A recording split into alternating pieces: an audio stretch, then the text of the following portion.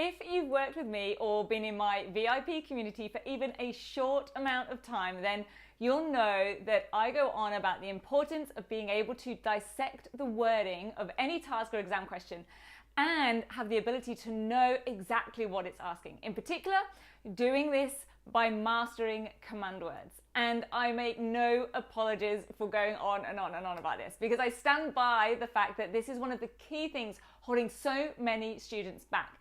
And it's a key breakthrough to being able to tackle any question or task with confidence and clarity. So I want to explain what these benefits really are and their importance in a little bit more detail. A solid knowledge of and an understanding of command words, also known sometimes as cognitive verbs in some states and some syllabus documents. Well, understanding them and how to respond to them can be of benefit in two huge, massive ways. First, it can save a lot of wasted time and effort when you know, or your team knows, what a question is really asking.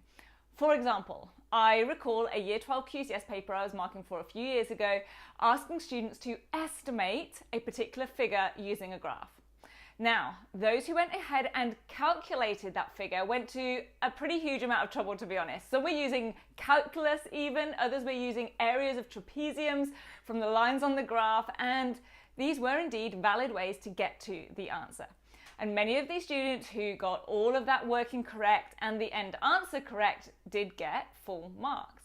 However, those that understood the true meaning of the word estimate and had correctly identified and picked out that command words simply found 2 points on the graph, joined them along to the axes, found the difference between those points, and they had it.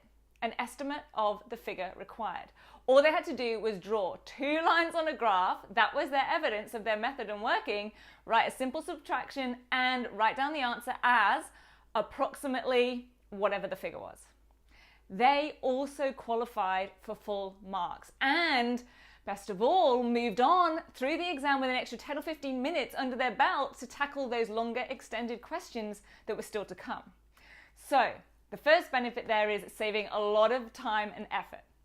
Secondly, it can save a lot of disappointment. Now, if your team's ever had that experience where they complete a test or a task thinking that they've done pretty well, only to have it returned with a low grade or a low mark, then you know that deflation and the upset that comes with that. And then afterwards, as that settles in, the confusion and despair seeping in. And one reason is, in fact, it's one of the most common reasons, is identifying or not responding to command words. And the problem is that an answer can only be credited for what is matched up with what's in the mark scheme. So if they've stated rather than described or compared rather than analyzed, then no matter how correct that information is that they've written or how well their answer has been written in terms of the subject content, there's no way that it's going to get full marks or probably even close, even if they had lots of great information and the information is